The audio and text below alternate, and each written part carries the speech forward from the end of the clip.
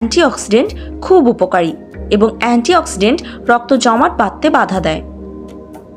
Type 2 diabetics নিয়ন্ত্রণে ছোলা খাওয়া খুব উপকারী, কারণ এতে রক্তে ইনসুলিনের মাত্রা বজায় থাকে। রক্তের বিভিন্ন টক্সিক পদার্থ বের করতে সিদ্ধ ছোলা খাওয়া খুবই উপকারী। অতিরিক্ত ওজন এবং খারাপ কোলেস্টেরল কমাতে সিদ্ধ ছোলা খাওয়ার কোনো বিকল্প নেই। এবার জেনে নেই কাঁচা ছোলা এবং সেদ্ধ ছোলার মধ্যে কোন ছোলা খাওয়া আমাদের শরীরের জন্য বেশি উপকারী।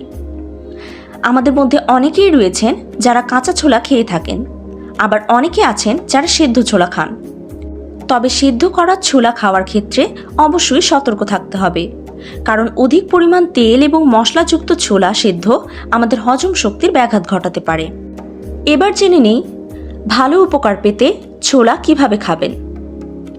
কোন খাবার থেকে কতটুকু পুষ্টিগুণ পাওয়া যাবে